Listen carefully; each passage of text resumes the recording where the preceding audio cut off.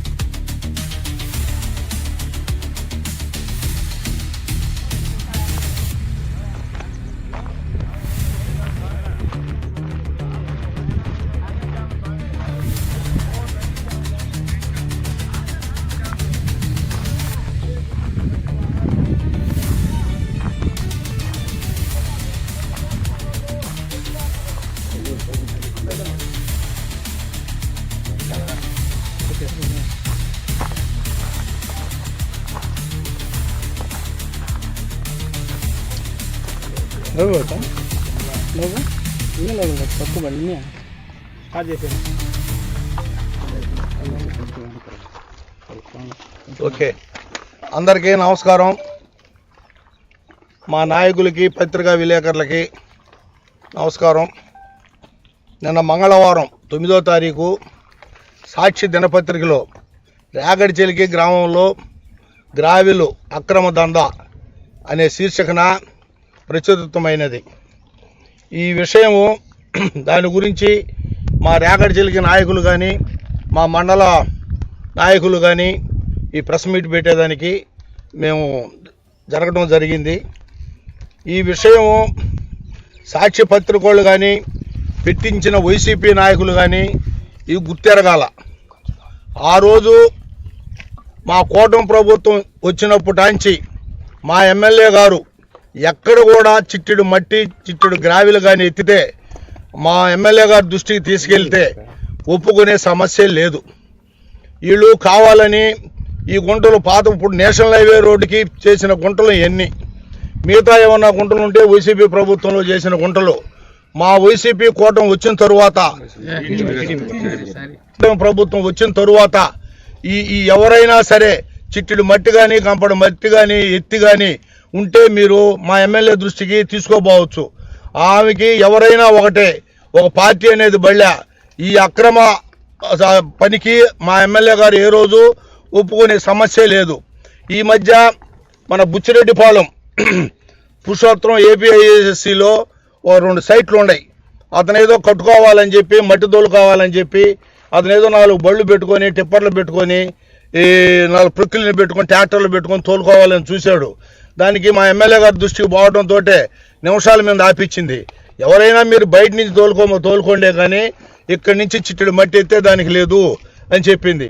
ఇప్పుడు గతంలో వైసీపీ ప్రభుత్వం వాళ్ళు చేసిన ఎల్లాయిపాలెం ఎన్టీఆర్ గిరిజన కాలనీ కాడ అక్కడ 2 పిల్లలు బంది చనిపోయారు. చనిపోయిన పాట మా ఎమ్మెల్యే గారి సహృదయంతో ఆయన సొంత డబ్బులతో ఫినిషింగ్ చేసి దాన్ని కంప్లీట్ చేసి మళ్ళీ ఫ్యూచర్లకు కానీ జనాలకు కానీ ఏం ఇబ్బంది లేకుండా చేసింది. అలాగనే ఈ సమస్య ఏమన్నా ఉంటే మా ఎమ్మెల్యే గారి దృష్టికి పెడతాము. మా ఎమ్మెల్యే గారు దీనికి న్యాయం చేస్తుందని మేము ఆశించుకుంటున్నాం. ఈ విషయం తెలుసో తెలియక ఎప్పుడూ చేసినవన్నీ కూడా వైసీపీ గవర్నమెంట్లో కానీ అప్పుడు గతంలో నేషనల్ హైవే రోడ్డులు ఎత్తినవి కానీ ఇవన్నీ ఫోటోలు పెట్టి చేయటం మంచి పద్ధతి కాదని తెలుపుకుంటున్నాం. ఈ అవకాశం ఇచ్చిన మా రేగడిచెలికి నాయకులకి మా నాయకులకి ధన్యవాదాలు. సర్పంచ్ సేనయ్య గారు మాట్లాడవలసిందిగా కోరుతున్నాం.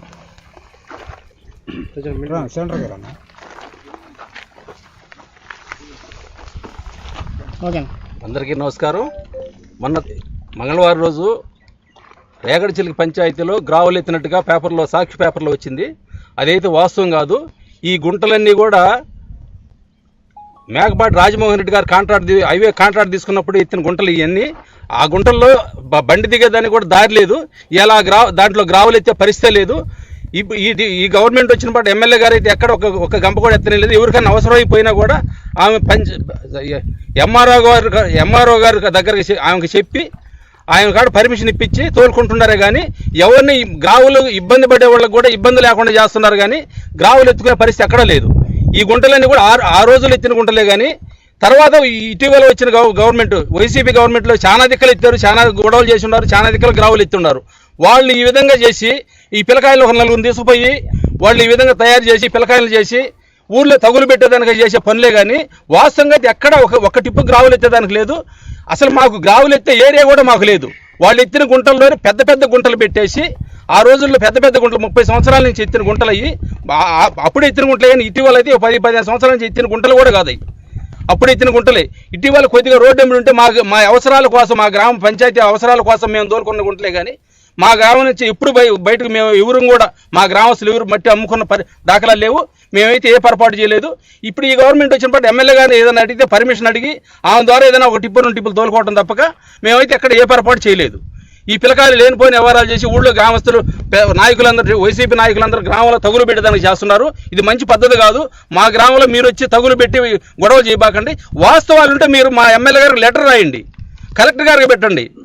ఎమ్మెల్యే గారికి లెటర్ చేస్తే ఇమీడియట్గా స్పందిస్తుంది, మమ్మల్ని ఏదైనా ఖండిస్తుంది. మేము ఏది చేసినా మేము ఒప్పుకునే దానికి సిద్ధంగా ఉన్నాం. ఇవైతే వాస్తవాలు మాత్రం కాదు. ఇటువంటి పనులు ఇంకోసారి చేసి గ్రామంలో గొడవలు అయితే పెట్టబాకండి. ప్రతిపక్ష పార్టీ వాళ్ళు విచ్చలవిడిగా గ్రావులు మాఫియా జరుగుతుంది అంటున్నారు. దాని మీద మీరు చెప్పే సమాధానం ఏమన్నా? అసలు లేదు, మాకు గ్రావులు ఎత్తే పరిస్థితే లేదు. మేము ఎత్తే పరిస్థితి లేదు. గ్రావులు ఉన్నా కూడా మేము ఎత్తాం. ఎమ్మెల్యే గారు దృష్టికి పెట్టకుండా ఆమెకు తెలియకుండా మేము గ్రావులు ఎత్తే పనే లేదు.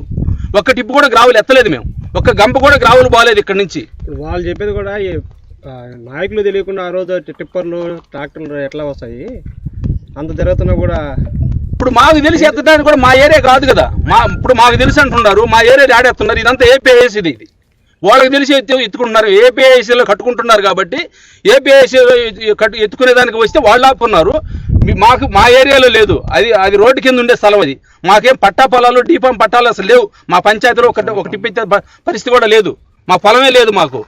మా ఏరియాలో ఎత్తేదానికి కూడా మేము అడిగేదానికి కూడా మాకు వాళ్ళు చెప్పినా కూడా ఏపీఐఎస్ దాంట్లో ఎత్తుకోవాల్సింది. ఏపీఐఎస్ వాళ్ళు అసలు ఎత్తనీరు. వాళ్ళ పొలాలు వాళ్ళు ఇచ్చి వాళ్ళ దాంట్లోనే అమ్ముకొని కట్టుకునే దానికి పర్మిషన్లు ఇస్తున్నారు తప్పక వాళ్ళు మట్టి ఎత్తుకొని ఇటులే. వాళ్ళు బయట నుంచి తోలుకోవాల్సింది. మేము ఇచ్చేదానికి రేగడచెల్లి పంచాయతీలు ఉండే నాయకులు ఇచ్చేదానికి అవకాశం కూడా లేదు. మేము ఇచ్చే పరిస్థితి కూడా కాదు. ఎమ్మెల్యే గారు తెలియకుండా ఏ తప్పు చేసే పని కూడా లేదు.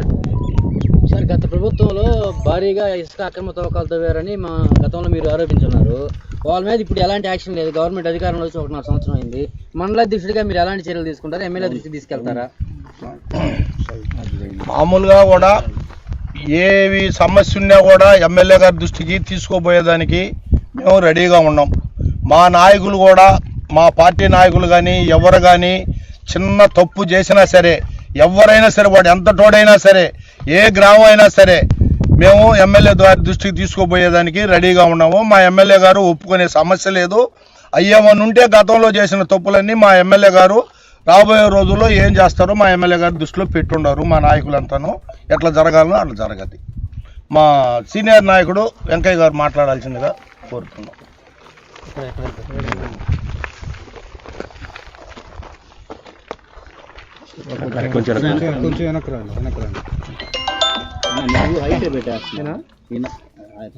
అందరికీ నమస్కారాలు.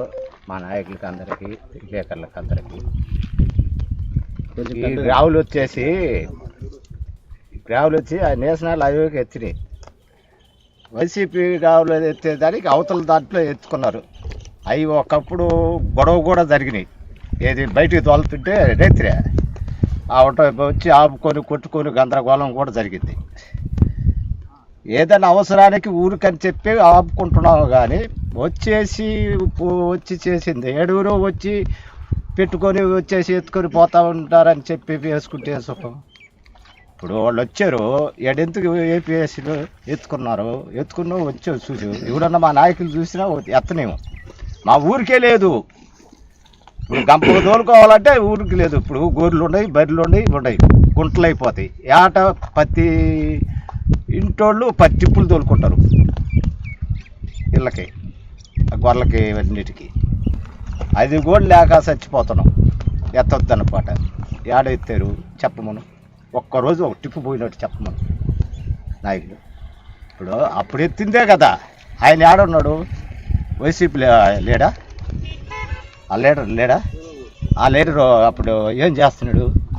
ఎత్తాడే, పంపించాడా? ఏం చేస్తున్నాడు? ఆయన తోలింది ఆయన తెలీదా? ఈరోజు ఇంతకీ పేపర్లు అయిపోయి ఆయన ఏపించింది, ఆయన తోలింది ఆయన తెలీదా?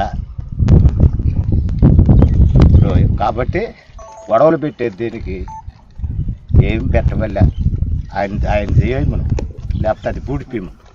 అప్పుడు తోలిచ్చాడు కాబట్టి. నమస్కారం. ఇదే నాయకుడు ప్రసాద్ గారు మాట్లాడతారు. ఎవరు భాస్కర్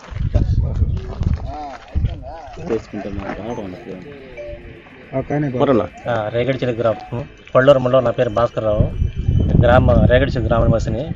ఇక్కడ రావులు విపరీతంగా ఈ మధ్యలో 2024 సంవత్సరం వచ్చిన తర్వాత మేడం గారు కూటమి ప్రభుత్వం ఏర్పడిన తర్వాత విపరీతంగా మట్టి ఎత్తారని చెప్తున్నది కరెక్ట్ కాదు. మేడం గారు ఎవరికి కూడా పర్మిషన్ కూడా ఇవ్వట్లేదు, నియోజకవర్గం మొత్తం మీద కూడా. కానీ వాళ్ళు ఎప్పుడో జరిగిపోయిందని ఈరోజు పేపర్లు వేయించడం కూడా కరెక్ట్ కాదు. 2019 నుంచి 2024 మధ్య వైఎస్ఆర్సీపీ మినహా అనేసి పేపర్లో వేయడం జరిగింది. ఆ టైంలో గవర్నమెంట్ ఉండేది వైఎస్ఆర్సీపీనే. ఆ టైంలో ప్రతిపక్షంగా ఉండేది టీడీపీ పార్టీ. టీడీపీ పార్టీ కూడా ఎక్కడ కూడా ఒక తట్టపట్టి కానీ ఒక ట్రిప్ తోలుకున్నా ఎక్కడ ఆస్కారాలు కూడా లేవు. ఎక్కడ తోలుకున్నా కానీ ఎమ్మటే పోలీసు వారికి ఇన్ఫార్మ్ చేయడం, ఎమ్మటే వాళ్ళు పిలిపించడం ఆపేయడం జరిగింది. నాకు అవసరమయ్యి ఒక ట్రిప్లో అవసరం అయితే ఒక ట్రాక్టర్ పెట్టి తోలుకుంటే ఎమ్మటికి ఇన్ఫార్మ్ చేశారు. వచ్చిన తర్వాత ఎంఆర్ఓ గారిని ఎస్ఐ గారిని రిక్వెస్ట్ చేసుకొని ఒక 4 ట్రిప్పులు తోలుకోవడం జరిగింది. 2019-2020 మధ్య విపరీతంగా తోలేదని చెప్పట్లేదు కానీ అంటున్నారు, కానీ విపరీతంగా తోలేరు. తోలకపోతే ఎన్నెన్ని స్థలాలు కొన్ని పక్కకు కూడా పోతుంటే మేము రైతులు అడ్డుకోవడం జరిగింది. అడ్డుకునేటప్పుడు కూడా కొట్టాడు కూడా జరిగింది.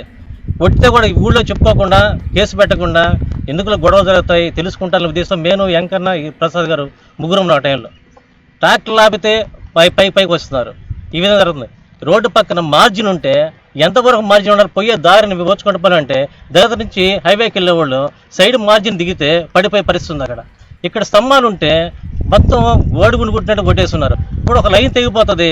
కరెంట్ డిపార్ట్మెంట్ వాళ్ళు ఎలా పని చేసుకోవాలి? కనీసం కొంచెం ఆలోచన ఉండాలి పనిచేసేవాళ్ళకి. అప్పుడు అధికారులు పర్మిషన్ ఇచ్చుకోవడానికనే ఉండాలి. మట్టి ఎత్తిన తర్వాత అయినా గమనించాలి. ఈరోజు ఈ లైన్ వచ్చుకుంటూ పోతుంది, రోజు ప్రాబ్లమే. దీనికి అనుగుణంగా మా ఎన్ఎస్ఆర్ గిరిని కనెక్ట్ చేస్తుంది. ఇది ఎప్పుడు ప్రాబ్లం వచ్చినా మా ఎన్ఎస్ఆర్ గిరిని కరెంట్ అయిపోతుంది. ఏంటంటే ప్రాబ్లం చేయలేని పరిస్థితి, అక్కడ ఎక్కలేని పరిస్థితి ఉంది అక్కడ. కావున ఇదైతే 2018 విపరీతంగా తోలి ఉన్నారు. అందరూ తెలుసది, ఎవరు పేర్లు చెప్పబడలేదు. అందరూ తోలి ఇష్టపకారం తోలేసుకున్నారు, ఇష్టపకారం డబ్బులు కూడా చేసుకున్నారు. కానీ 2024 తర్వాత అయితే కోటే ప్రభుత్వం వచ్చిన తర్వాత అయితే ఒక్క మట్టి మట్టి కూడా ఎత్తలేదు, తట్ట కూడా ఎత్తలేదు. కావున ఈ సభాముఖం అందరూ తెలియజేసుకున్నారంటే ఎప్పుడో జరిగిపోయింది, ఇప్పుడు కావాలనే రుద్దడం చేయడం కూడా కరెక్ట్ కాదు తెలియజేసుకుంటున్నాను. Thank you sir.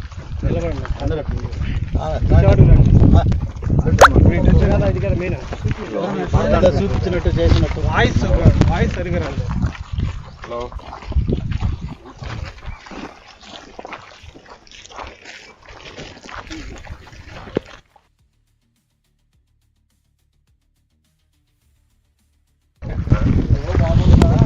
ఆ రోజు రాజమోహన్ రెడ్డి నేషనల్ హైవే రోడ్డుకి ఎత్తిన గుంటలు అప్పుడు ఎత్తినాయి.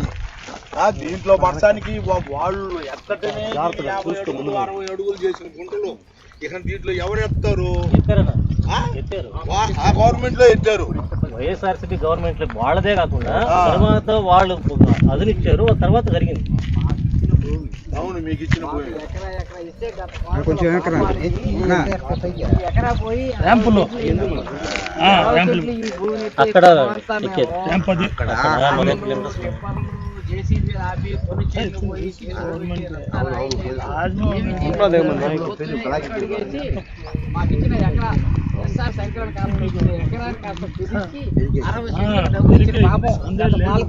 పాపం ఇది. ఈ రోజు కాదు, ఒకసారి చూడమని చెప్పండి. ఆ పాలకుల నుంచి, గత పాలకుల నుంచి చూడమండి. ఇది ఎప్పుడు ఎత్తినా ఏం చేసినా తెలుస్తుంది. సాక్షి పేపర్ రాస్తారు. గతంలో ఏం చేసినా సాక్షి పేపర్ ఆయనే చూడాలి. వచ్చి ఆ సాక్షి పేపర్ ఆయనే చూడమని చెప్పండి వచ్చి దీనికి. ఇది ఎప్పుడు ఎత్తిన గుంటలో మా ఎకరానికి కాస్త 60 సెంట్లు చేసినారు ఆ పాలకులు ఆ పాపానికి. 5 ఏళ్ళు కళ్ళు మూసుకొని అమ్మేసుకొని దీని అంతా నాశనం చేసేసి మాకు 60 సెంట్లు చేసి 6 లక్షలు డబ్బులు కట్టి ఏపీఐసీకి ఇచ్చి 10 లక్షలు రేట్ వేసుకున్నారు.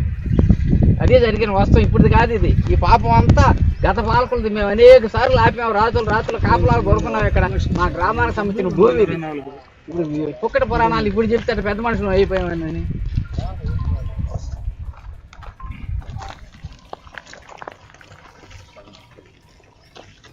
వాస్తవం అన్నోళ్ళు ఎకరా ఉంటే లాస్ట్ 60 సెంట్లు 10 లక్షలు చేసి